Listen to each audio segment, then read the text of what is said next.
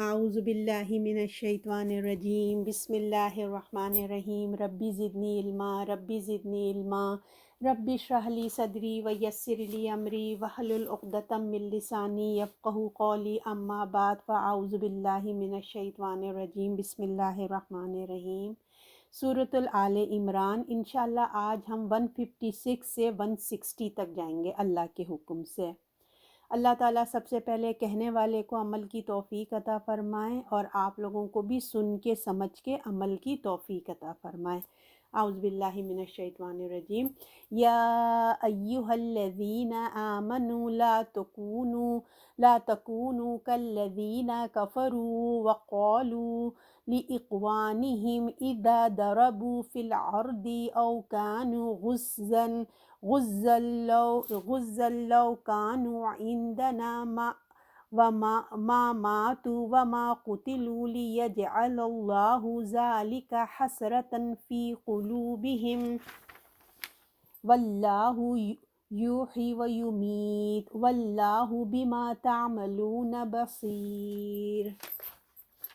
اے ایمان والو، تم ان کی طرح نہ ہو جاؤ جو کافر ہوئے اور اپنے بھائیوں کو کہتے ہیں کہ جب وہ ملک میں سفر نکلیں یا جہاد میں ہو، اگر ہمارے پاس رہتے تو نہ مارے جاتے، نہ مرتے نہ مارے جاتے، تاکہ اللہ ان کے گمان سے ان کے دل میں افسوس ڈال دے۔ اور اللہ ہی جلاتا ہے، اللہ ہی مارتا ہے، اللہ تمہارے سب کاموں کو دیکھتا ہے۔ جب بھی ہم لوگ پڑھیں دعا کریں اللہ ہمارے دلوں پہ اثر کرے، کیونکہ نالج تو ماشاءاللہ بہت آ گئی ہے۔ سورہ بقرہ پڑھ لی، آل عمران کی بھی ختم پہ ہیں ہم لوگ، ہمارے ذہن میں علم تو بہت آ گیا ہے، لیکن اصل چیز ہے ایمان۔ ایمان کے لیے دل بہت ضروری ہے کہ دل کا حاضر ہونا۔ اور ہم لوگ جب آپ پڑھیں تو اس نیت سے پڑھیں کہ آپ کو کہیں آگے بھی پڑھانا ہے۔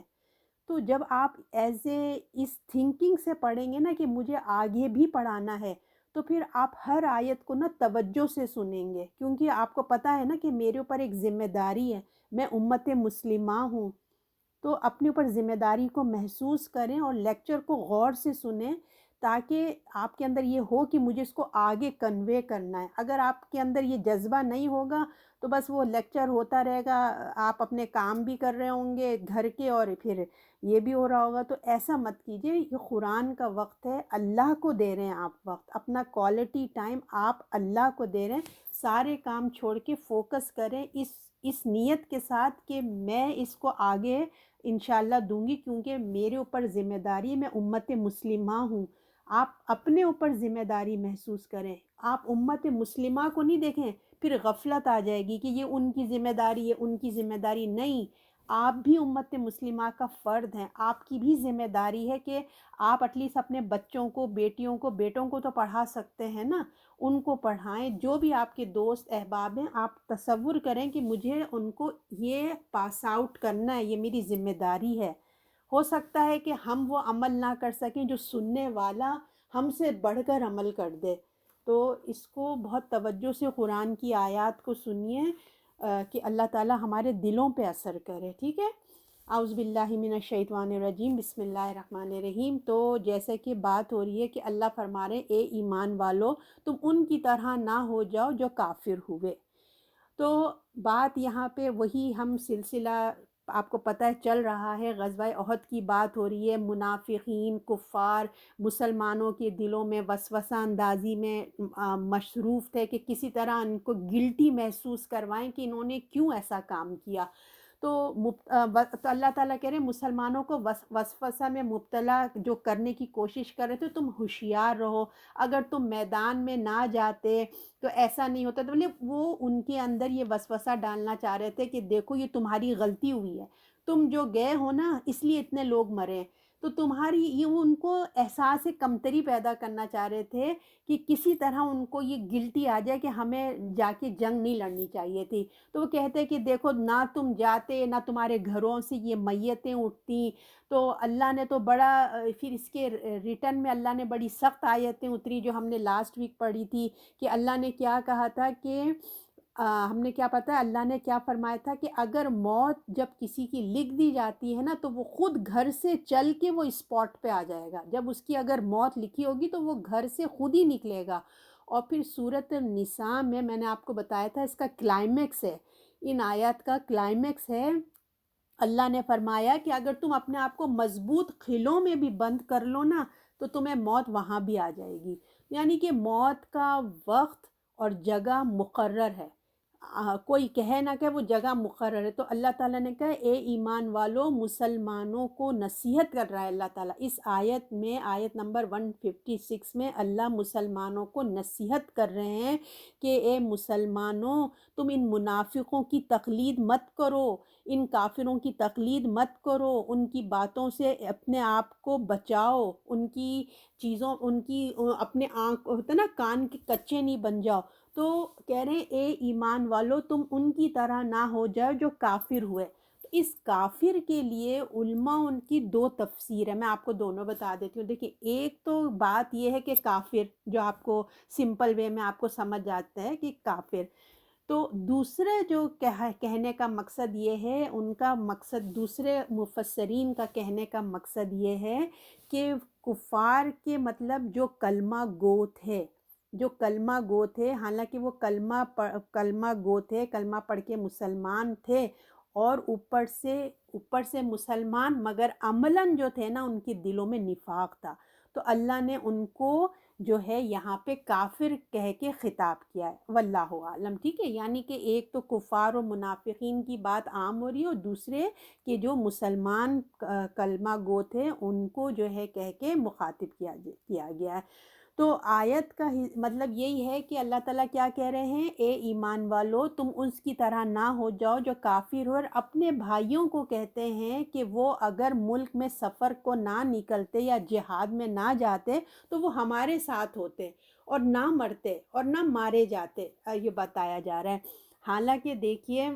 یہ انسان کی ایک نفسیات ہے، موت کے بارے میں ہم سب کی بھی ایک یہی نفسیات ہے، یہ وسوسہ ہے جو شیطان ڈالتا ہے کہ اگر میدان جنگ میں نہ جاتے تو نہیں مرتے، ہے نا، یہ ہم بھی سوچتے ہیں کہ اگر وہ جنگ میں نہ جاتے تو شاید وہ زندہ ہوتے ہیں۔ حالانکہ دیکھیں کتنے لوگ ہوتے ہیں جنگ میں جاتے ہیں، وہ بھی تو اسی طرح جنگ لڑتے ہیں نا، مگر کتنے سارے لوگ ہیں جو واپس آ جاتے ہیں۔ اس کی ڈیٹیل میں نے آپ لوگوں کو لاسٹ ٹائم خالد بن ولید کی اس میں کافی اچھے سے آپ کو بتائی تھی۔ تو یہ وسوسہ جو ہے نا شیطان انسان کے دلوں میں ڈال دے، تو اللہ تعالیٰ یہ کہہ رہے ہیں اس قسم کی بات جو وہ کر رہے ہیں کہ نہ جاتے نہ مرتے، تو جن کا نا اللہ پہ، یہ کون ایسی باتیں کرتا ہے جن کا نا اللہ پہ ایمان نہیں ہوتا، ایمان کمزور ہوتا ہے، تو اللہ کے فیصلوں پر ایمان نہیں تھا ان کا، تو وہ صرف دنیا کے اسباب پر زندگی گزارتے ہیں، یعنی کہ اللہ کے فیصلوں پہ ان کو اتنا توکل نہیں تھا جتنا دنیا کے اسباب پہ نا وہ اپنی زندگی گزارتے ہیں، اس پہ سوچتے ہیں،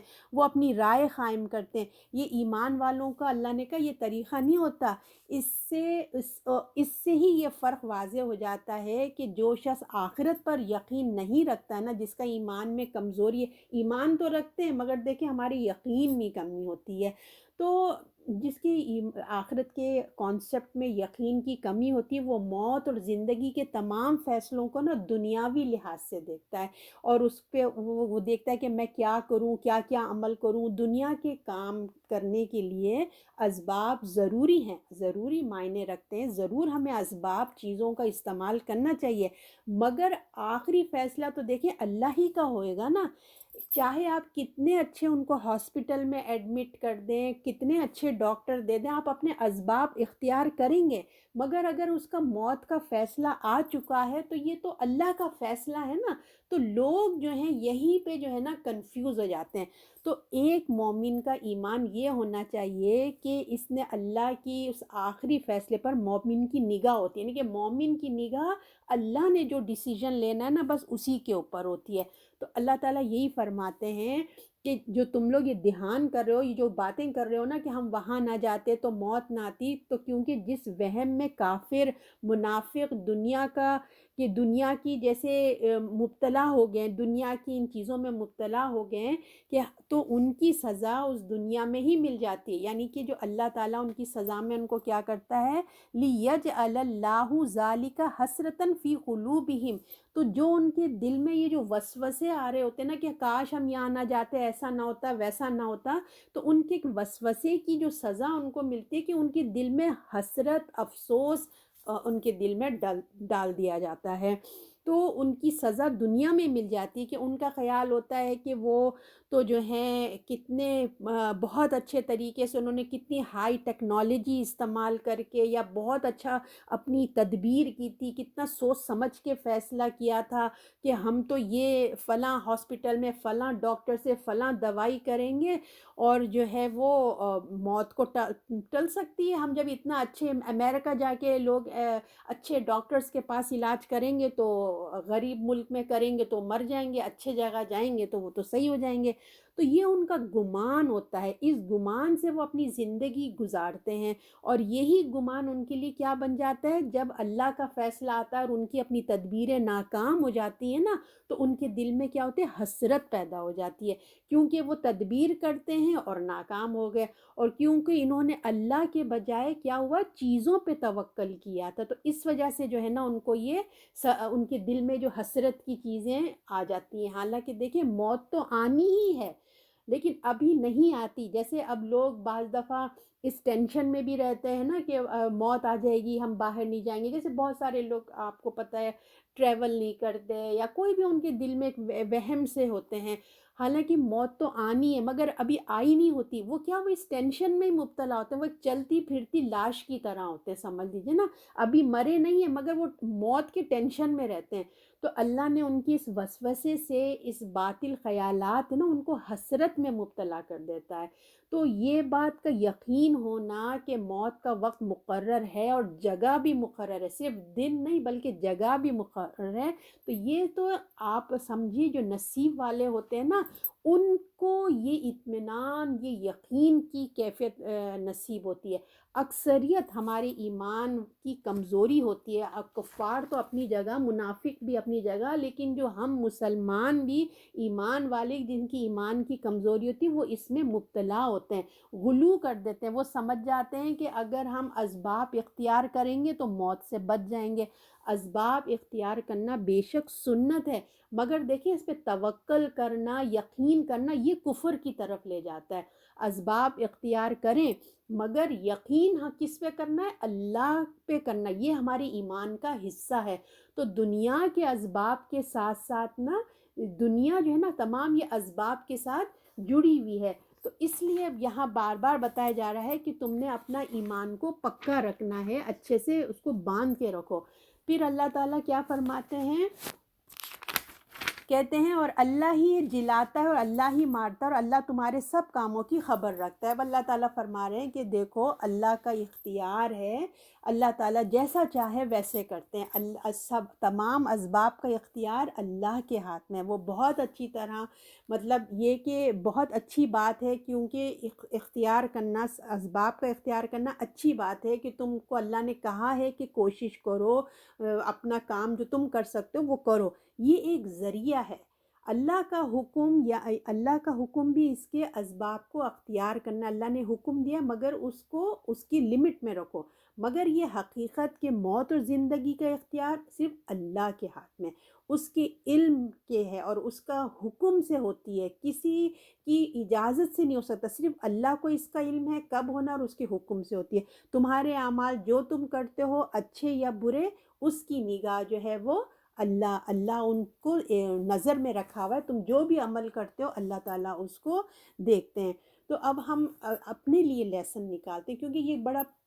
ہم عام زندگی میں دیکھتے ہیں کہ یہ ہمارے ساتھ بھی یہ چیزیں ہوتی ہیں، تو ہم اپنے اوپر رکھ کے نا ہم اس پہ تبصرہ کریں گے، ٹھیک ہے، کہ حسرت جو دل میں کسی کی خدا نخواستہ کسی کے ساتھ موت ہو جائے، کسی کے ساتھ کچھ ایسا حالات ہو جائیں تو اس میں جو ہمارے دلوں میں وسوسے آتے ہیں نا ایسے نہ کرتی ایسے ہو جاتا، تو اس پہ ہم تھوڑا سا فوکس کرتے ہیں، ٹھیک ہے، تو اہل ایمان جو تم ایسے تبصرے مت کرو، اللہ نے کیا کہا؟ اہل ایمان، یعنی کہ آپ سے، مجھ سے خطاب ہے، ہم اپنے اوپر رکھ کے سوچیں۔ اللہ آپ کو مجھے نصیحت کرتے ہیں کہ ایسی باتیں جو کفار و منافقین کا جو رویہ ہے، تم کمزور ایمان ہونے کے باوجود بھی نا ایسے تبصرے مت کرو۔ کوئی مصیبت حادثہ اگر پیش آنے پر وہ ایسے تبصرے کرتے ہیں جیسے اف اینڈ بٹ نا، کاش، کاش والی بات۔ تو ایسے تبصرے جو کیا ہوتے ہیں، جب ہم کسی کی موت ہو جائے یا کوئی ایسے حالات میں جب ہم ایسی باتیں کرتے ہیں تو وہ ایک بے مقصد ہوتے ہیں، یوز لیس ہوتے ہیں، ہے نا؟ زندگی میں صرف پچھتاوا پیدا کرتے ہیں ایسے الفاظ، ایسی سوچ کیا ہوتا ہے، صرف زندگی میں پچھتاوا پیدا کرنے کے انداز ہوتے ہیں۔ حسرت ہوتی ہے، اداسی ہوتی ہے، سیڈنس پیدا ہوتی ہے زندگی میں نا، ڈپریشن پیدا ہوتا ہے۔ تو قرآن کا انداز دیکھیے کیا ہے، کتنا پازیٹیو انداز ہے۔ جب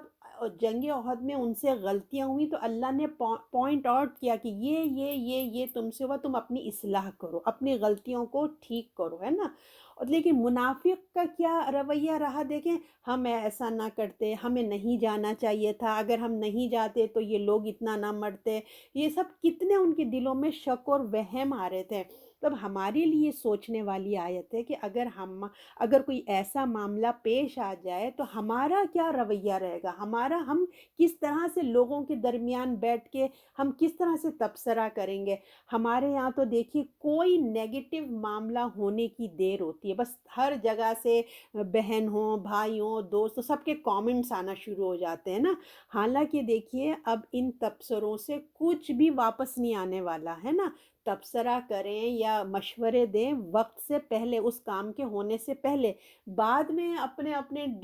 کامنٹس دینا کوئی فائدہ نہیں ہوتا، کیونکہ دیکھیے اگر کوئی مر گیا ہے، کوئی مر جائے تو لوگ کیا کہتے ہیں، میں نے تو پہلے ہی بتایا تھا، منع کیا تھا کہ وہ فلاں ڈاکٹر کے پاس نہیں جانا، وہ اس ہاسپٹل میں نہیں لے کے جانا، وہاں کا عملہ بڑا خراب ہے۔ آپ نے یہ بہت عام جملے سنے ہوں گے نا۔ اور اگر کوئی ایسے ملک میں چلا گیا جہاں کے حالات اچھے نہیں ہیں تو پہلے سے وہ کہیں گے ہم نے تو جانے سے پہلے ہی تمہیں کہا تھا کہ اس ملک میں نہیں جانا، وہاں ملک کے حالات اچھے نہیں ہیں، اور دیکھا تمہارے ساتھ ایسی ہو گیا، وہاں تو موبائلوں کو چھین لیا جاتا ہے، وہاں ہے کچھ زندگی کا مطلب ہر طرح کی جو ہے نا تبصرے شروع ہو جاتے ہیں۔ اور اگر میری بات مان لیتے تو دیکھو ایسا تو نہیں ہوتا، اور جس جگہ موت لکھی ہے، اور اللہ نے تو کہہ دیا جس جگہ موت لکھی ہے اسی جگہ آئے گی، اور اسی جگہ بس ہر چیز ہے۔ اور تو وہ خود اس میں جو ہیں اپنے آپ کو یہ کہنا کہ ہم اس ڈاکٹر کے پاس یا ہسپتال میں یا اس ملک میں نہیں جاتے تو اس سے کچھ بھی نہیں ہوگا۔ اور اسی طرح کسی گھر میں اگر بچی کا رشتہ ہوا ہے، اگر وہ کوئی خالہ یا جو بھی بہن باپ کوئی اگر تیار نہیں ہے بالفرض اس رشتے کے لیے، اور خدا نہ خواستہ وہ رشتہ طے ہونے کے بعد ٹوٹ جاتا ہے یا شادی ٹوٹ جاتی ہے، تو بس اس میں بھی تبصرے شروع ہو جاتے ہیں، میں نے تو پہلے ہی کہا تھا یہ مجھے تو صحیح نہیں لگ رہے ہیں یہ لوگ، میں نے تو پہلے ہی تمہیں کہہ دیا تھا کہ یہاں شادی مت کر دے، تم میری سنتے کب ہو تم لوگ نا۔ بس اسی قسم کی باتیں ہوتی، یہ تبصرے کا انداز اچھا نہیں ہوتا، کیونکہ دیکھیں اب کچھ بھی نہیں ہو، کیونکہ واپس تو اب کچھ ہونا ہی نہیں ہو سکتا نا، جو ہونا تھا وہ ہو گیا، جو گزرنا تھا وہ گزر گیا۔ تو انسان اپنی تدبیر سے نا، جو اپنے سوچتا ہے، جب بھی اگر وہ فیصلہ کرتا ہے کہیں جانے کا یا کسی ڈاکٹر سے علاج کرانے کا یا رشتہ طے کرنے کے لیے، تو انسان سوچتا تو ہے نا، اس وقت کچھ ڈیسیژنز لیتا ہے، مشورے لیتا ہے، تب جا کے وہ ایک فیصلہ لیتا ہے۔ تو جب اس نے تدبیر استعمال کی ہوتی ہے، تو اب جب تقدیر آ گئی، ایک تو ہوتی تدبیر، آپ نے اسباب، اپنا دماغ استعمال کیا، مشورے کیے، پوچھ گچھ کیا، سب کچھ کیا، اب کیا ہوا، اب تقدیر آپ اس کے اوپر حاوی ہو گئی، تقدیر کا مقابلہ ہم نہیں کر سکتے، ٹھیک ہے نا؟ انسان تدبیر کر سکتا ہے مگر تقدیر کا فیصلہ کس کا ہوتا ہے؟ اللہ کا ہوتا ہے، ہم بدل نہیں سکتے۔ لہٰذا ایسے تبصروں سے ہمیں اپنی زبانوں کو روکنا چاہیے، اسپیشلی اب جب ہم نے یہ آیت پڑھ لی تو اب ہمیں عمل کی طرف جانا ہے نا، تو ہمیں ان چیزوں کا خیال رکھنا چاہیے۔ ایسی باتیں ایسا نہ کرتے تو ایسا نہ ہوتا، ایسی باتوں کا کیا نقصان ہوتا ہے؟ دیکھیے دل میں کیا ہوتا ہے، حسرت، نا امیدی پیدا ہوتی ہے۔ اور پھر جو پازیٹیو ایٹیٹیوڈ ہے نا، یہ کہ انسان بہترین پلاننگ کرے، یہ ہے اس کا پازیٹیو ایٹیٹیوڈ، نہ کہ ہم ہائے ہائے ہوئی کریں۔ ہمیں پہلی بات یہ ہے کہ ہمیں اپنی اچھے سے اس کی پلاننگ کریں، مشورہ کریں، کوشش کریں، پھر اس کے بعد ہم ایک ڈیسیژن بنا، استخارہ کر لیں، اللہ سے بھی مشورہ کریں، انسانوں سے بھی مشورہ کریں، اور پھر اپنا ایک ڈیسیژن بنائیں، فیصلہ کریں، اور پوری محنت کے بعد جو فیصلہ آئے گا نا اس کو پھر ہم نے کیا کرنا ہے، اللہ کی مرضی پہ چھوڑ دینا ہے۔ سمجھ کے اچھے سے قبول کر لیا جو بس اب اللہ کی مرضی ہوگی، بس اس پہ میں نے راضی ہونا ہے۔ سوچ لیں کہ اس کا کام کا انجام یہی، اگر بالفرض ہم نے سوچا سمجھا سب کچھ اچھے سے ڈیسیژن کیا، لیکن کیا ہوتا ہے اینڈ آف دا ڈے اس میں جو ہے نا کوئی برائی، مطلب کوئی نیگیٹو آ جاتا ہے، لیکن پھر اپنے آپ کو یا اپنے تسلی دیکھنی ہے، نہیں اس میں اللہ ہی کی مرضی تھی، میں نے اچھے سے سوچا تھا، استخارہ بھی کیا تھا، لوگوں سے مشورہ بھی کیا تھا، بس اس کا انجام ایسا ہی ہونا تھا۔ اگر میں اور بھی اچھی پلاننگ کر لیتی، میں نہیں بھی کرتی، تو کچھ نہ کچھ دوسرے کام میں اس کا انجام اینڈ ایسے ہی ہونا تھا۔ تو اس سے کیا فائدہ ہوگا؟ جب ہم ایسی پازیٹیو تھنکنگ کریں گے تو ہمارے جو ماضی کے دروازے ہیں نا وہ بند ہو جائیں گے،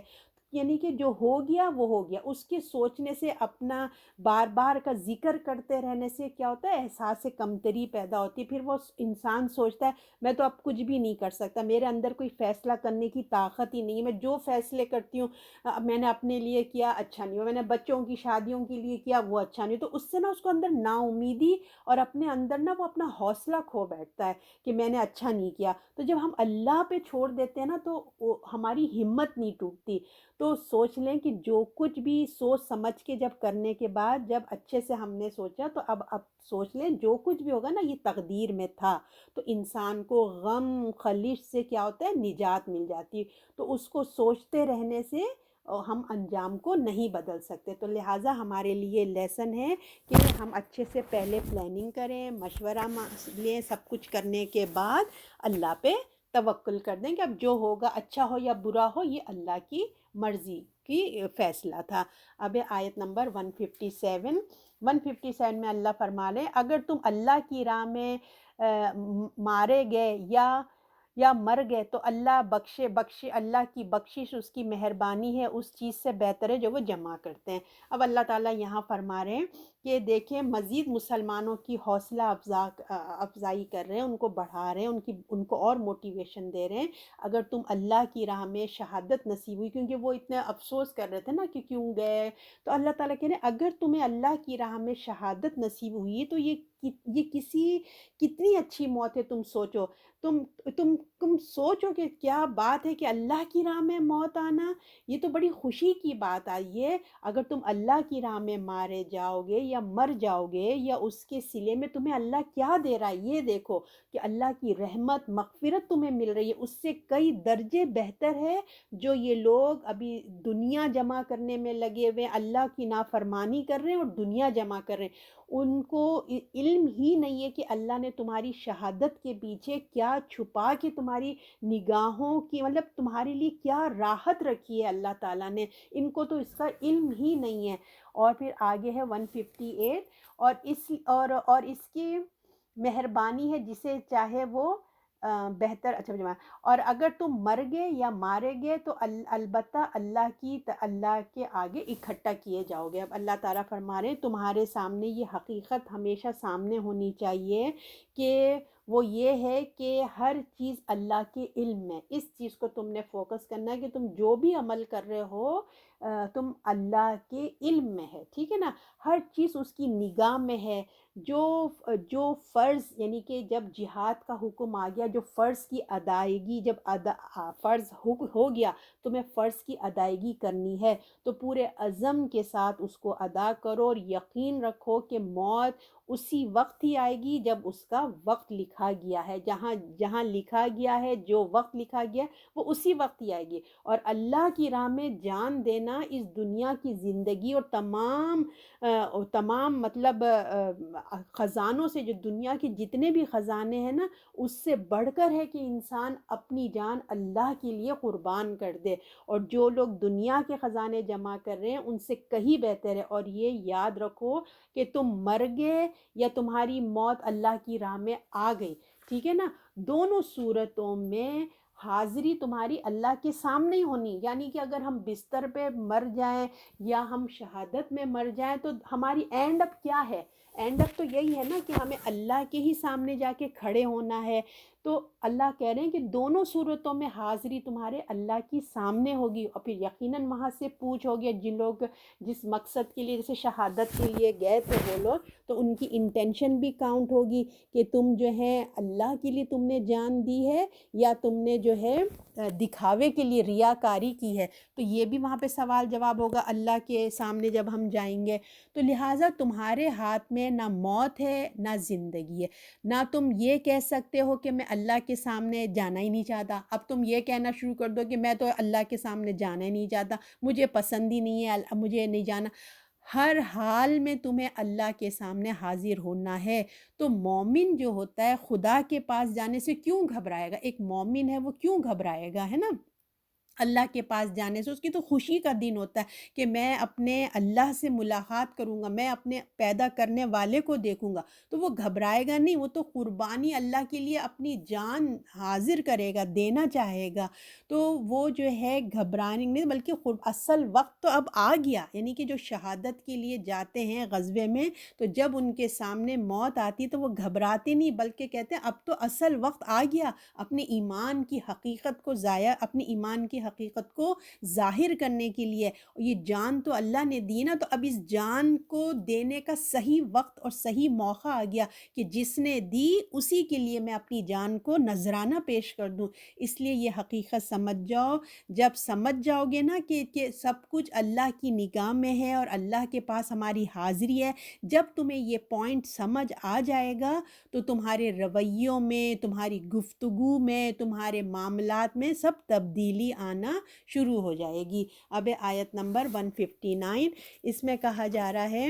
کہ سو جو کچھ اللہ ہی کی رحمت سے ہے، جو تم انہیں رحم دل مل گئے، اور اگر تم سخت دل ہوتے تو تیرے پاس سے یہ منتشر ہو جاتے، سو تو انہیں معاف کر دیں، ان کے واسطے بخشش مانگی اور کام میں ان سے مشورہ لیں۔ پھر جب تو ان کا ارادہ پکا کر چکا تو اللہ پر بھروسہ کریں، اللہ توکل کرنے والوں سے محبت کرتا ہے۔ اب اللہ تعالیٰ اور ہمیں اور اچھی اچھی باتیں اس آیت میں بتا رہے ہیں کہ رسول اللہ صلی اللہ علیہ وسلم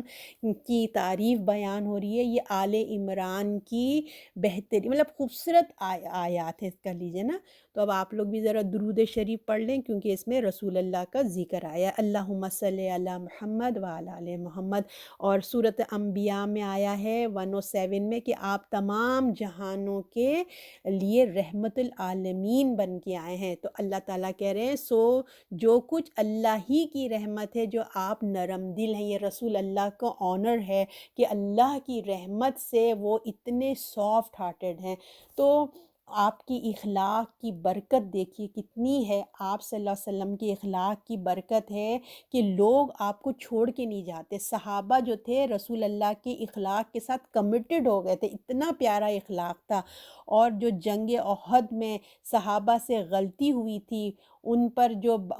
جو بھی بات ہو رہی تھی، جتنی بھی ہم یہ پڑھ کے آئے ہیں، جتنی جنگ کی غلطی کی وجہ سے جو ہوا تھا، یعنی کہ ایک جیتی ہوئی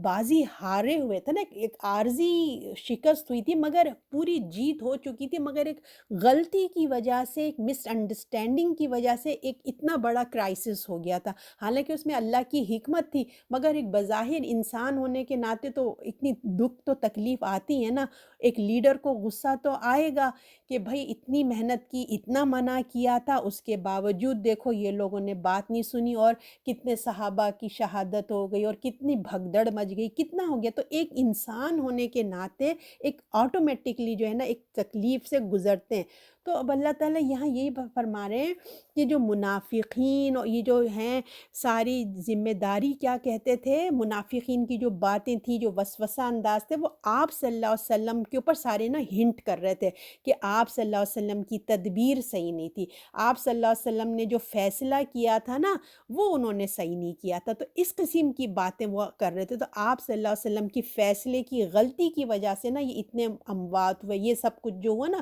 اگر ہم کہتے ہوتے کہ مدینے میں رہ کے لڑتے، تو ایسا سب نہیں ہوتا۔ حالانکہ اللہ نے بتا دیا کہ یہ کوئی ایسے نہیں تھا، ہر کام اللہ کے حکم سے ہو رہا تھا، ہے نا، جو کچھ بھی تھا وہ اللہ کے حکم سے، اللہ کی فیصلے سے ہو رہا تھا۔ کوئی ایسا کام نہیں تھا جو اللہ کے علم سے، علم کے بغیر ہو رہا تھا، اس کے حکم کے بغیر ہو رہا تھا، کیونکہ جب اللہ کا رسول موجود ہوتا ہے تو اللہ تمام فیصلے رسول سے براہ راست ڈائریکٹ ہو رہے ہوتے ہیں نا، کیونکہ وحی کا ذریعہ آ رہا ہوتا ہے، جا رہا ہوتا ہے، اور خاص کر جب اللہ کی راہ میں جنگ کا موقع آ جاتا ہے نا، تو یہ ایک ایک چیز اللہ کی نگاہ کے سامنے ہو رہی ہوتی ہے، اور جب وہ اس قسم کی باتیں کرتے، رسول اللہ پہ الزام لگاتے، اور ان سب باتوں سے نا آپ صلی اللہ علیہ وسلم کے دل میں رنجیدگی پیدا ہوتی ہے۔ ایک آف کورس ایک نیچرل بات ہے کہ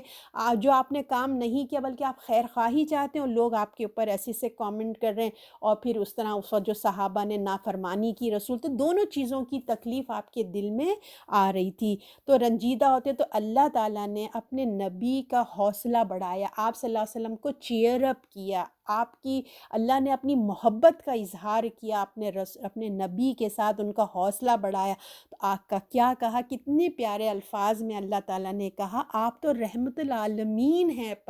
رسول اللہ آپ تو رحمت ہیں ان جیسے لوگوں کے لیے جو اس قسم کی باتیں کر رہے ہیں، جو آپ پہ ٹون کر رہے ہیں، آپ پہ طنز کر رہے ہیں، آپ کی نافرمانی کر بیٹھے ہیں، غلطی مس انڈرسٹینڈنگ سے ہو گئی۔ دیکھیں ان لوگوں کی اتنی سب کچھ کرنے کے باوجود دیکھیے آپ کتنے سافٹ ہارٹڈ ہیں، آپ کتنے پیارے دل کے مالک ہیں، آپ کتنے نرم دل ہیں، آپ کے دل کو تکلیف دینے کے باوجود آپ کے دل میں کتنی رحم دلی ہے، مگر آپ ان کے لیے کتنے رحم دل ہیں، یہ ان پر خاص اللہ کی مہربانی ہے۔ آپ لوگ سوچ رہے ہیں نا کہ ایسے لوگوں کی جو رسول اللہ، جو اللہ کے محبوب پہ باتیں کر رہے ہیں، وسوسے ڈال رہے ہیں لوگوں کے دلوں میں،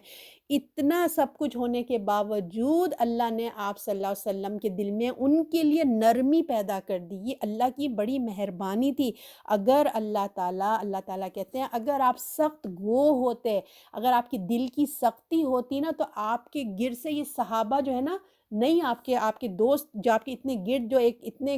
آپ کو پسند کرتے ہیں، پھر یہ لوگ نہیں ہوتے، اگر آپ سخت مزاج ہوتے تو کوئی ایک بھی آپ کے پاس نہ رکتا، سب آپ نا ایمان چھوڑ کے سب بھاگ جاتے۔ تو ایسے موقع پہ رسول اللہ دل کی میں جو سختی یا یہ رویہ ہے، دیکھیں جب ایسے موقع آتے ہیں، لوگ آپ کے پاس اتنی باتیں کر رہے ہیں، لوگ آپ کی نافرمانی کر رہے ہیں، تو جب ایسے حالات ہوتے ہیں نا، تو انسان میں دیکھیں تھوڑے رویے میں نا تبدیلی آتی ہے، تھوڑی مزاج میں سختی آتی ہے، تھوڑا چڑچڑا پن پیدا ہوتا ہے نا کہ ایک انسان اتنا بڑا حادثہ ہو جائے تو اور لوگ باتیں کریں، تو ایک نارمل یہ چیز ہوتی ہے کہ انسان کے رویوں میں ایک تھوڑی سی آ جاتی ہے۔ تو ان لوگوں کی تمام بدتمیزیوں کے بعد، ان کے رویے اور ایٹیٹیوڈ کے بعد بھی نا آپ کے اندر کوئی سختی پیدا نہیں ہوئی نا، آپ کے اندر اسٹل نرمی تھی، آپ کے رویے میں تبدیلی نہیں آئی بلکہ نرمی تھی۔ یہ اللہ کا آپ پر خاص کرم تھا جو آپ کے دل میں نرمی پیدا کر دی تھی، جبکہ یہ تمام اب باتوں کو اب آپ سوچ لیجئے، ٹھیک ہے۔ تو اللہ تعالیٰ کیا فرما رہے ہیں کہ جو کچھ اللہ ہی کی رحمت ہے، جو تو انہیں نرم دل مل گیا، اور اگر آپ سخت دل ہوتے تو تیرے پاس سے یہ منتشر ہو جاتے، تو انہیں آپ معاف کر دیجئے۔ اللہ تعالیٰ کہہ رہے ہیں آپ انہیں معاف کر دیجئے، ان کو بخشش کر دیجئے، ان کے لیے بخشش کی دعا مانگیے ان کے لیے، اور ان کو اپنے ساتھ مشورے میں شریک کیجئے۔ اللہ تعالیٰ ان رسول اللہ کو یہ بات کہہ رہے ہیں۔ تو اللہ تعالیٰ فرما رہے ہیں، دیکھیے اللہ تعالیٰ کہہ رہے ہیں آپ ان کو معاف کر دیجئے، یعنی کہ درگزر کیا ہوتا ہے، انتقام نہیں لینا، دوسروں کے سامنے ان کی بات نہیں کرنا۔ اب یہ سفارش کون کر رہا ہے؟ اللہ سبحان کہہ رہے ہیں رسول اللہ کو آپ انہیں درگزر کر دیجئے، آپ کے دل میں تکلیف ہوئی ہے، آپ کو سب کچھ ہوا ہے، آپ تو بڑے پیارے ہیں، آپ سویٹ ہیں، آپ اتنے سافٹ ہارٹڈ ہیں، آپ ان کو معاف کر دیجئے۔ حالانکہ دیکھیے ابھی ہم پچھلے سبق میں ہی پڑھ کے آئے ہیں نا کہ اللہ نے کیا کہا، میں نے ان کو معاف کر دیا، ہم نے پڑھا تھا نا کہ ان کی غلطی کے باوجود اللہ نے ان کو معاف کر دیا۔ تو جب اللہ نے معاف کر دیا تو یہ کافی تھا، ہے نا، کافی تھا، مگر اللہ کا معاف کر دیا، مگر بات کافی ہو گئی، ختم ہو گئی، لیکن پھر بھی اللہ تعالیٰ فرما رہے ہیں کہ رسول اللہ آپ بھی ان کو معاف کر دیجیے۔ آپ انداز دیکھیے، اللہ کی محبت کا انداز دیکھیے۔ تو دیکھیے وہ جو ٹیم کے لیڈر تھے نا ہمارے رسول اللہ، ان کی اہمیت، ان کا خیال رکھا گیا، ان کی عزت، یعنی کہ حقوق اللہ اپنی جگہ اللہ نے معاف کر دیا، مگر حقوق العباد کی بھی خوبصورتی دیکھیے کیسے بتائی جا رہی ہے کہ اللہ کہہ رہے میں نے معاف کر دیا، آپ صلی اللہ علیہ وسلم بھی معاف کر دیں۔ کتنی پیاری تمہید اللہ نے شروع سے باندھی، اس آیت کو آپ پڑھیے۔ جو کچھ اللہ ہی کی رحمت ہے، جو انہیں نرم دل آپ مل گئے، اگر آپ سخت دل ہوتے تو یہ آپ سے چھٹ جاتے، تو پھر اتنی باتیں پیاری کر کے اللہ رسول اللہ کو اتنی عزت، اتنے پیارے باتوں سے اللہ نے ان کو آگے بات کی، اور پھر بات کی کہ آپ ان کو جو ہے نا معاف کر دیجئے۔ دیکھیے رسول اللہ تو اللہ کی محبت رسول اللہ کے لیے اظہار ہے، کتنے پیارے طریقے سے اللہ نے اپنی محبت کا اظہار اپنی محبوب کے لیے کیا ہے۔ تو ان کو جو معاف کر دیں تو ان کے لیے بخشش کے لیے بھی دعا کر دیں۔ اللہ تعالیٰ کہہ رہے ہیں آپ ان کے لیے بخشش کی بھی دعا فرمائیے۔ تو آپ مطلب معاف تو درگزر تو کر دیں، اب اللہ سے کہیں کہ اب ان کے لیے معافی کر دیں، یعنی کہ آپ اللہ سے ان کی بخشش کی دعا مانگیں۔ حالانکہ دیکھیں ایمان کا دعویٰ کر کے ایسے منافقت کر رہے تھے، یہ جتنے لوگ تھے سب ایمان کا ہی دعویٰ کرتے تھے نا، مگر ان کی کیسی کنڈیشن تھی، منافقت والی کنڈیشن ہو گئی تھی۔ تو اللہ نے ان کو الگ تو کر دیا تھا، یعنی کہ جب جنگ احد ہوئی تھی تو سب پتہ چل گیا تھا کہ کون خالص مومن ہے، کس کا ایمان کمزور ہے اور کس کے اندر منافقت پائی جاتی ہے۔ اللہ نے الگ تو کر دیا تھا، مگر ابھی بھی اللہ تعالیٰ فرما رہے ہیں کہ ابھی بھی ان کو میں آخری فیصلہ بھی میں نے نہیں جاری کیا ہے نا، ابھی ان کو میں تھوڑا سا مہلت دے رہا ہوں، فیصلہ بھی جاری نہیں کیا۔ اللہ تعالیٰ فرماتے ہیں آپ نرم دل ہیں، آپ صلی اللہ علیہ وسلم نے ہمیشہ ان پر نرمی رکھی ہے، تو وہی طریقہ ابھی بھی رکھیں، تاکہ جن کے اندر ابھی اصلاح کی صلاحیت موجود ہے تو وہ اس سے فائدہ اٹھا لیں، اپنی غلطی کو معافی مانگ لیں اور اپنی اصلاح کر لیں۔ تو یہ اللہ کا فیصلہ ہے کہ اللہ ان کو مزید موقع دینا چاہتے ہیں۔ کتنی بڑی رحمت ہے دیکھیے کہ ہم بھی اگر دیکھیں اللہ ہم پہ بھی رحم فرماتے ہیں کہ ہم گناہ کرتے ہیں، ہم کو فوراً موت نہیں آ جاتی، فوراً پکڑنی ہوتی، اللہ ہمیں بھی چانس دیتے ہیں۔ تو اسی طرح ان کو بھی چانس دے رہے ہیں کہ اللہ کہہ رہے ہیں میں ان کو مزید موقع دینا چاہتا ہوں، لہٰذا آپ ان کو معاف کر دیں، ان کے لیے بخشش کی دعا مانگیں اور ان کو اپنے مشورے میں شامل رکھیں، ان کو اپنے مشورے سے الگ مت کر دیں، ان کو مسلمانوں کی جماعت سے الگ مت کر دیں۔ جیسے پہلے وہ آپ ساتھ رکھتے تھے اسی طرح اب بھی ان کو اپنے ساتھ رکھیے، ان کو اپنے مشورے میں شامل رکھیں، جب تک کہ اللہ کا فیصلہ نہ آ جائے کہ ان کو الگ کر دو۔ تو آپ کو جو نرمی اور درگزر اور ان کے کاموں پہ پردہ ڈالنے کے لیے، یہ سب آپ کی نرمی کی وجہ سے، جو کچھ آپ کر رہے ہیں آپ کی نرمی کی وجہ سے قائم ہے۔ اگر آپ کے اندر نرمی نہیں ہوتی، نرمی کی وجہ سے، تو دیکھیے ایک قوت پیدا ہوتی ہے، ایک حسن ظن پیدا ہوتا ہے اور ایک ٹیم ورک ہوتا ہے، ایک مضبوطی آتی ہے۔ جب سختی ہو جاتی ہے نا تو کیا ہوتا ہے، کبھی کبھی یہ دیکھیں سختی تو ضرورت ہوتی ہے مگر آل دا ٹائم سختی نہیں کرنا پڑتے۔ فار ایگزامپل جیسے ہم بیمار ہوتے ہیں تو ہم بیماری کے لیے اپنی دوائی کھاتے ہیں نا، تو وہ کیا ہوتا ہے ٹیمپریری طور پہ کھاتے ہیں۔ اگر ہم سارا وقت ہم اپنے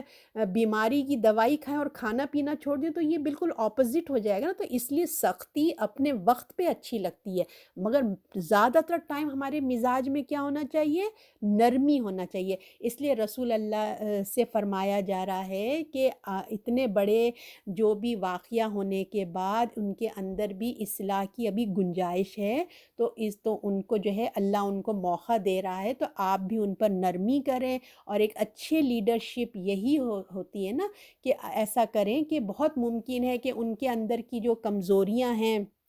وہ دوبارہ باہر آ سکتی ہیں۔ اللہ تعالیٰ پہلے ہی ان کو بتا رہے ہیں کہ دیکھو کہ آپ ان کو معاف تو کر دیں گے، آپ ان کے اندر نرمی کا معاملہ تو کریں گے، مگر کیا ہے کہ ہو سکتا ہے کہ ان کے اندر جو ہے پھر وہ جو کمزوری ہے، ایک انسان ہے نا چند دن اچھے کام کرتا ہے اس کے بعد پھر اس کا جو شیطان جو اس کی کمزوری اس سے فائدہ اٹھاتا ہے، تو ہو سکتا ہے کہ ان پہ آپ نرمی کر رہے ہیں، ان کو اپنے مشورے میں شامل کر رہے ہیں، ابھی ان کو اپنے گروپ سے علیحدہ نہیں کیا، مگر ہو سکتا ہے آگے چل کے ان سے پھر کوئی غلطی ہو جائے، تو آپ فیصلہ کریں، آپ ان سے مشورہ کریں، آپ سب کچھ کریں، مگر فیصلہ آپ نے کرنا ہے نا۔ تو ایسا کرنے سے بہت بہت ممکن ہے کہ ان کی جو کبھی کمزوری سامنے آئے تو آپ اپنے اللہ پہ بھروسہ کریے. کیا ہے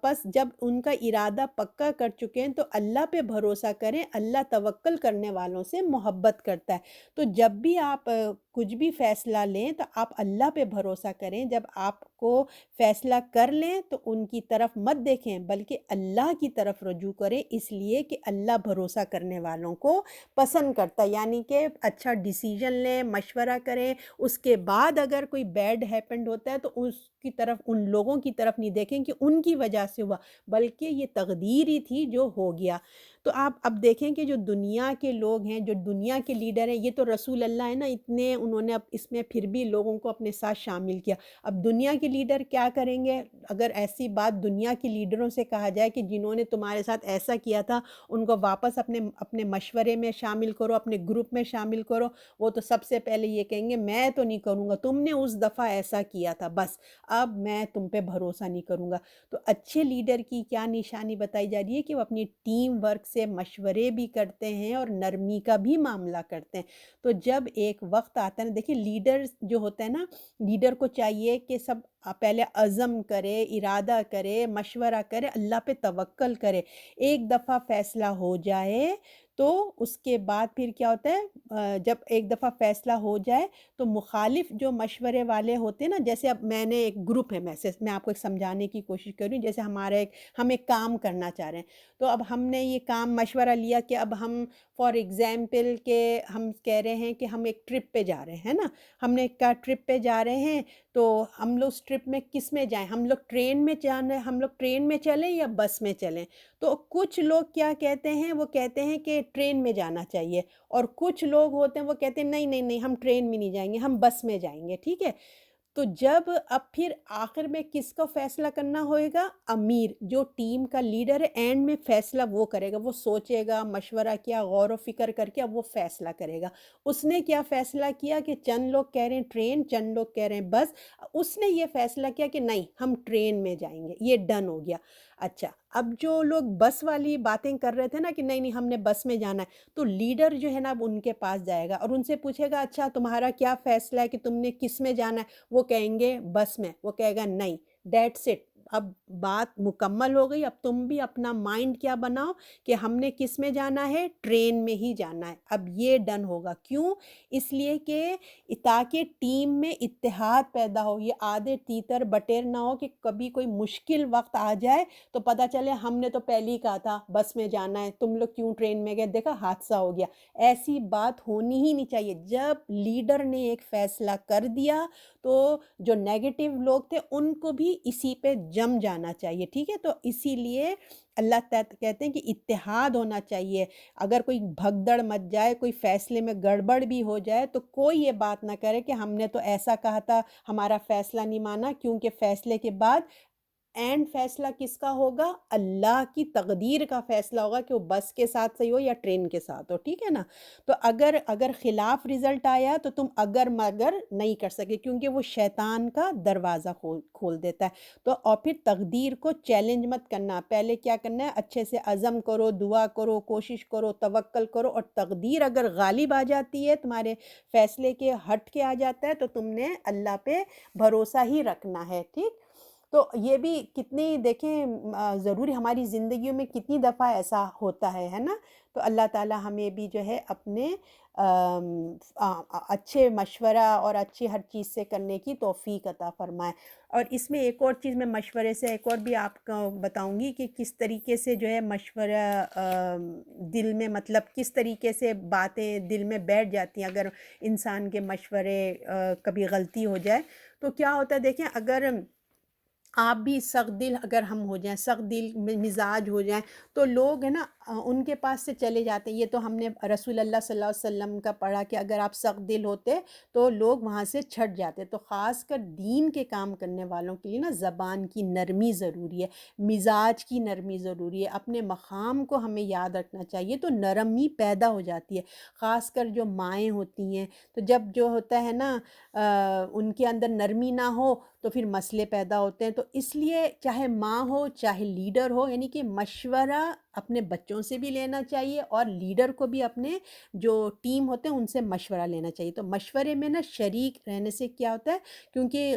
غلطی انسان کا کیا ہوتا ہے، اگر مشورہ لیا پھر بھی غلطی ہو گئی تو انسان نا ذرا اعتماد کھو دیتا ہے، تو جو کام کر رہے ہوتے ہیں غلط ہو جاتا ہے، جو فیصلہ کرتے ہیں غلط ہوتا ہے۔ تو اس غلطی جو ہو گئی ہے نا، تو آپ ان کو کانفیڈنس دیں، آپ ان کو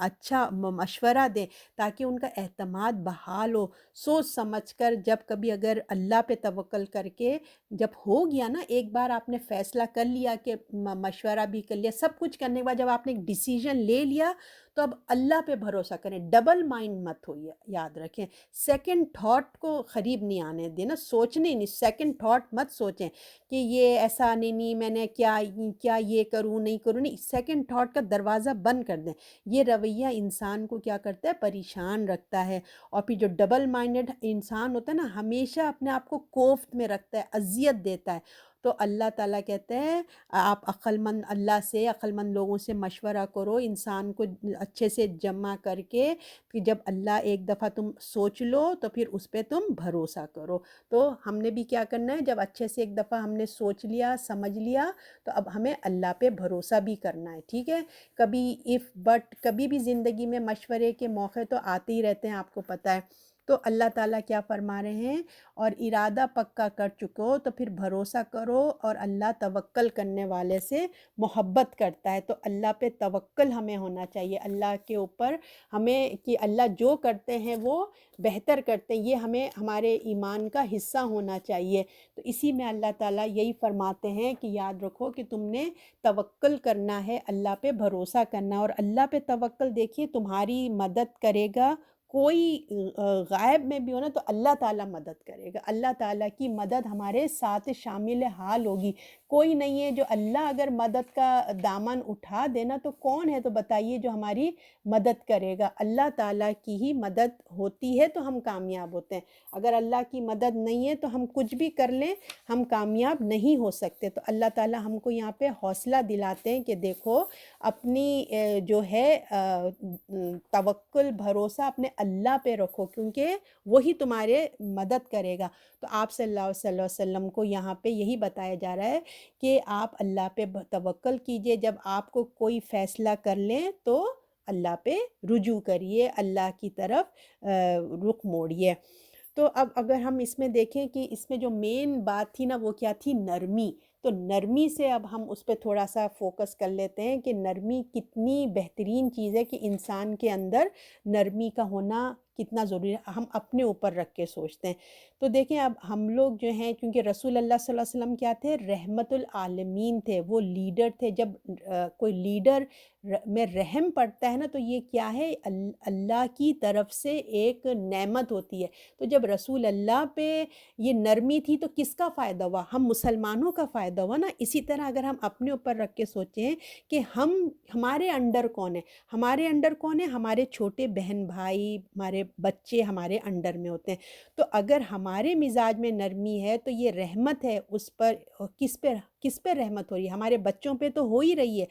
ہمارے انڈر کے لوگوں پہ تو ہو ہی رہی ہے، اور ساتھ ساتھ ہمارے اوپر بھی رحمت ہو رہی ہے، جس کا ہمیں احساس نہیں ہوتا۔ کیونکہ دیکھیں جو سخت مزاجی ہوتی ہے نا وہ انسان کو جلد تھکا دیتی ہے، اس کا جو انرجی لیول ہوتا ہے نا وہ ختم کر دیتا ہے۔ تو نرم مزاج لوگ نا دیر تک کام کرتے ہیں اور ان کا انرجی لیول نا ہائی بھی رہتا ہے۔ تو جو چاہتا ہے کہ اللہ کی رحمت اس پر آئے تو اپنے اندر یہ خوبی پیدا کرے، اپنے مزاج میں نرمی پیدا کرے۔ حدیث کا مفہوم ہے کہ جو نرمی سے محروم ہوا وہ سارے خیر سے محروم ہوا۔ تو لوگوں کی محبت، وفاداری حاصل کرنے کی ایک کی ہے، ایک گر ہے، بتایا گیا ہے کہ اپنے ان کے ساتھ نرمی سے پیش آؤ۔ تو کسی کو بھی حکم دے کے دیکھے ہم عزت حاصل نہیں کر سکتے، بلکہ عزت کمانے کے لیے ہمیں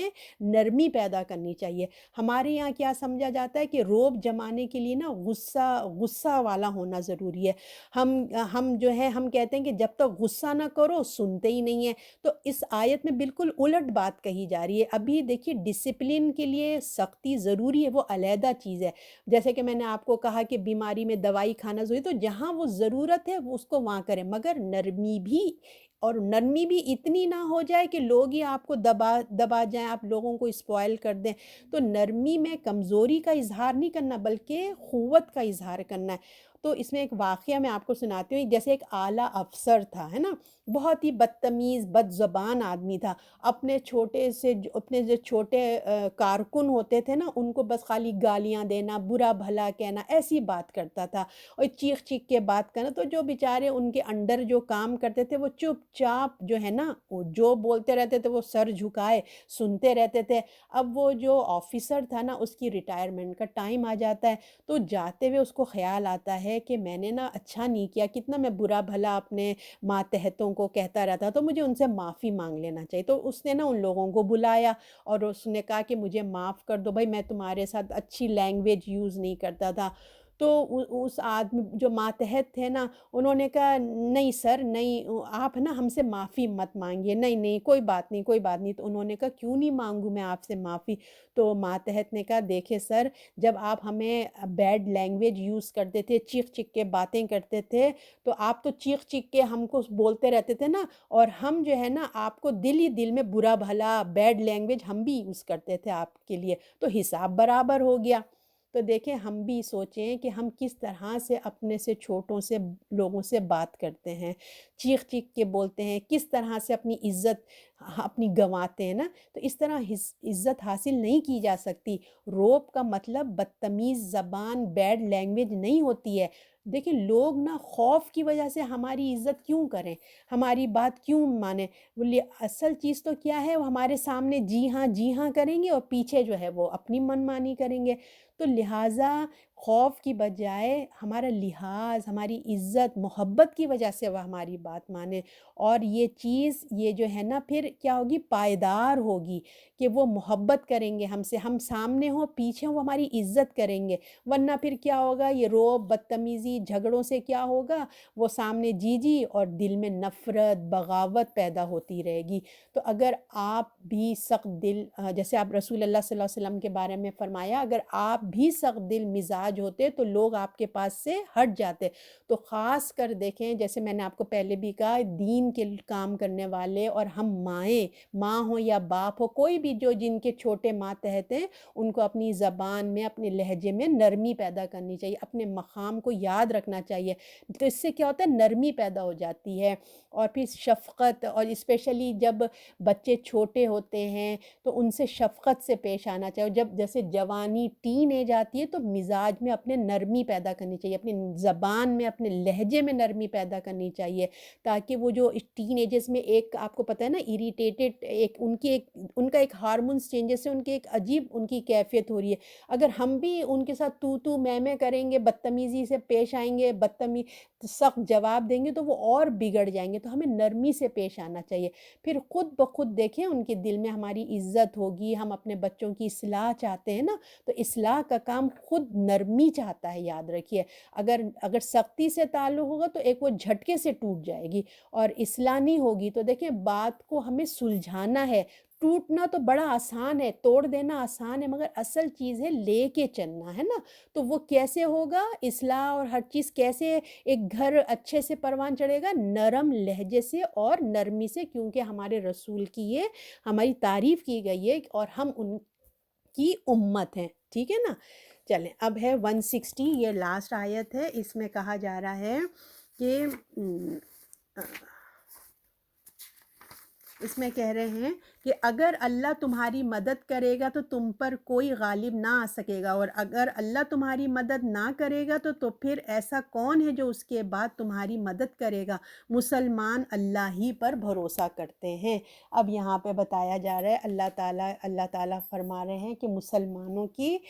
بات بتا رہے ہیں، کہ اگر آپ صلی اللہ علیہ وسلم کو بتایا جا رہا ہے کہ یہ لوگ جب مسلمانوں سے جماعت میں شامل ہیں، ان سے آپ جیسے جو اوپر کی ساری آیتوں کو کیلکولیٹ کر لیجئے، ٹھیک ٹھیک ہے نا، آپ ان سے مشورہ بھی کرتے ہیں، اس کے بعد بھی اگر آپ یہ مت دیکھیں کہ کون ساتھ دیتا ہے آپ کا، کون آپ کو چھوڑ کر چلے جاتا ہے، ان کی بات مانی جائے یا نہ مانی جائے، کیونکہ ان کی کمزوری سامنے آ چکی ہے نا، ان کا ایٹیٹیوڈ رسول اللہ دیکھ چکے ہیں، تو یہ کبھی بھی آگے زندگی میں کبھی بھی ایسا واقعہ ہو سکتا ہے کبھی بھی نازک موقع پہ آپ کو پھر چھوڑ کے چلے جائیں، ہے نا، تو آپ فکر مت کریں، اللہ اور اس کے سچے ایمان والے آپ کے لیے کافی ہیں۔ آپ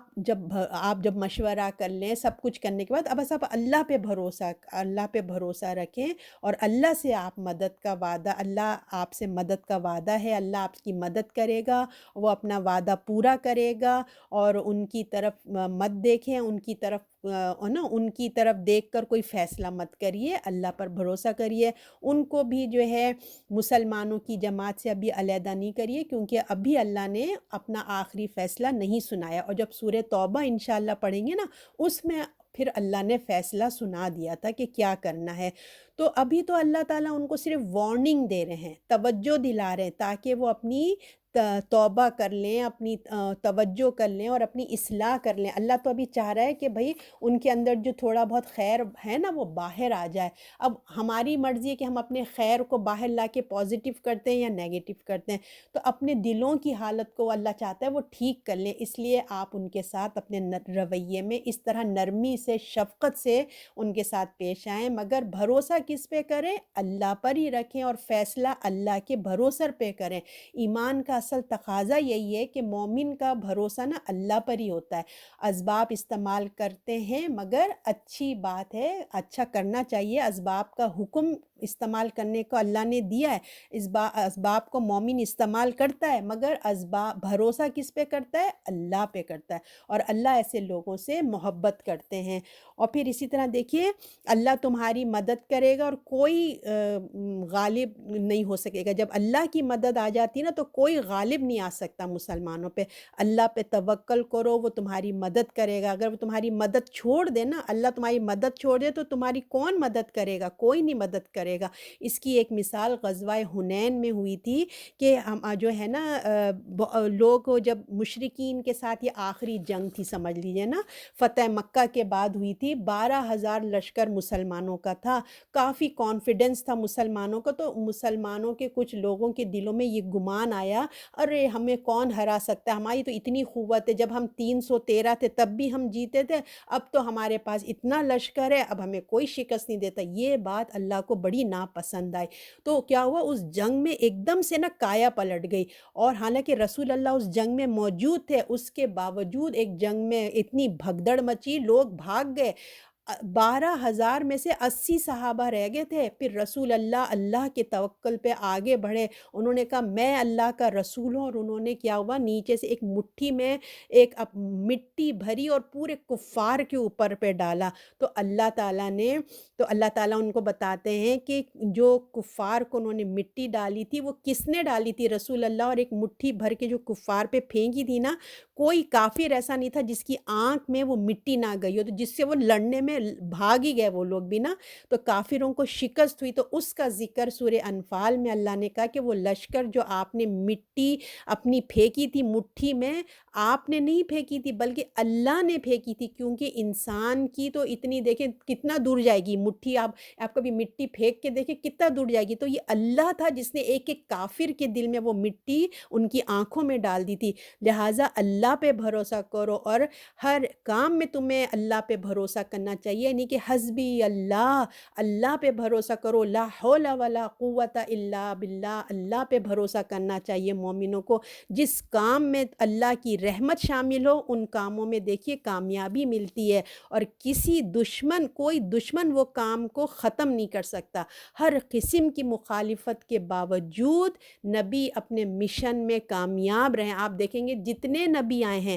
جتنا ان کی مخالفت ہوتی رہی، تمام نبی اپنے مشن میں کامیاب رہے، حالانکہ کتنی رکاوٹیں آئی تھیں، مگر ان کا توکل بھروسہ اللہ پہ تھا، کوئی رکاوٹ ان کا راستہ نہ روک سکی۔ حضرت نوح علیہ السلام 9.5 سال مسلسل کوشش کرتے رہے، دیکھیں کامیابی کس کی ہوئی؟ انہی کی ہوئی، کیونکہ انہوں نے اللہ پہ بھروسہ کیا۔ وہ ہر نبی کو ان کے راستے میں روڑے اٹکا گئے، مگر وہ اپنے مقصد سے نہیں ہٹے، انہوں نے اللہ پہ بھروسہ کیا اور وہ کامیاب ہوئے۔ اور اس کے برعکس اللہ ناراض ہے ان سے جو